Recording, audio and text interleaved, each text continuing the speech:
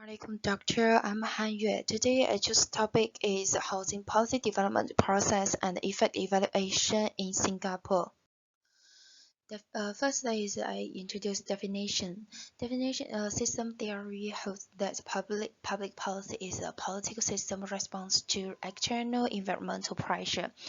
Political system thinker believe that country's political is like a feedback system. Each country's policy is formulated according to the needs of the community.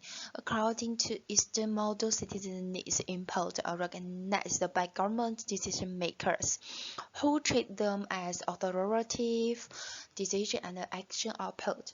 When the output, the new policy interacts with its environment, outcome may generate new demand or spout and the group in spout or against the policy feedback or new policy on some related matter. So it forms a circular pattern: input, output, and feedback. Feedback and feedback in new issue. Basis new issue, output new policy. Case study is Singapore. First, input issue and demand. Singapore faces serious housing problems after independence, such as housing shortage, overcrowding, slums everywhere, poor sanitation, speeds, infectious diseases, and so on. Yes, in 1916, Singapore's first chairman of the housing development board visited a community and found that some urban residents would sleeping on temporary canvas by their set work. A three-story commercial and residential building had more than 200 people, but only had one toilet and two bathrooms. Is dark and damp. So solving the housing problem is less than an urgent matter by the Singapore government.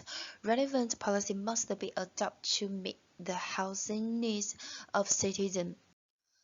In 1916, the Singapore government established the Housing Development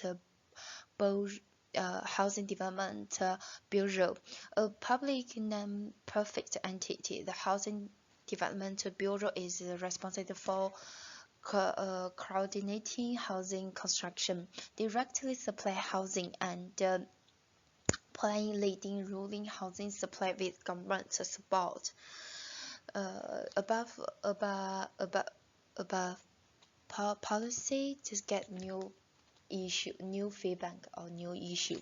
Therefore, when the policy was first implemented, since there are few houses available for purchase and most people found it difficult to provide down payment. Therefore, only 13.6% of public housing households chose to purchase existing house. Feedback based just feedback new issue, output new policy. Feedback bases on above policy in 1916 in order to reduce the economic burden of the general public in purchasing houses.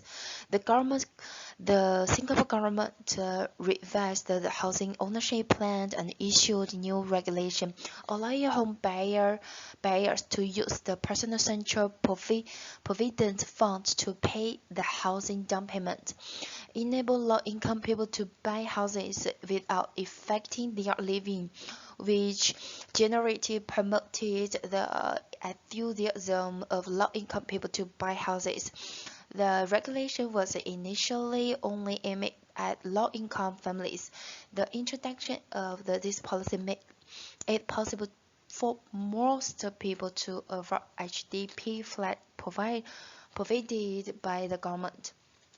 In the development of Singapore's housing policy, the government has been consistently revising the policy based on feedback to adapt to the different needs of citizens so as to stimulate citizens' enthusiasm and improve their quality of life. They are achieving complex and sound policy process. Okay, thank you, Doctor. My presentation finished. Thank you for your listen.